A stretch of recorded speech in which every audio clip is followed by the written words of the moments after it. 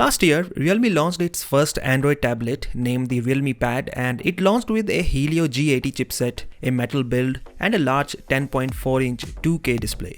Today we got to know that the next Android tablet that Realme is going to launch is named Realme Pad Mini. So as the name shows, this one is going to be a cheaper version of the Realme Pad, and today along with the name, we also got to see the design of this tablet from the back along with some specifications. So design wise, the Realme Pad Mini is smaller in size than the Realme Pad, and also it has a different camera module design.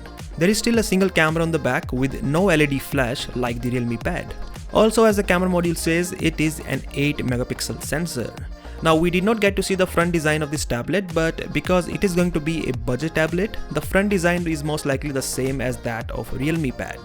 In terms of specifications, Realme Pad Mini has a Unisoc T616 chipset, and it is an entry-level chip built on the 12nm process and has an octa-core CPU.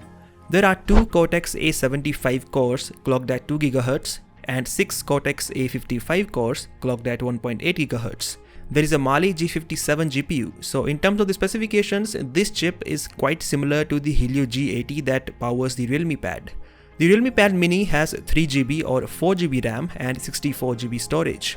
Now the battery size is smaller than the Realme Pad at 6400 mAh, but the charging speed remains the same at 18 watt. The display size is 8.7 inch and there is a 5 megapixel selfie camera.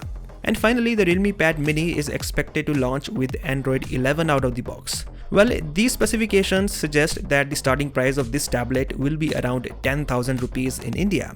At that price, it is going to compete with tablets such as the Moto Tab G20, Galaxy Tab A7 Lite, etc. What do you think of this tablet? Do let me know via the comment section below, and as always, I will catch you in the next one.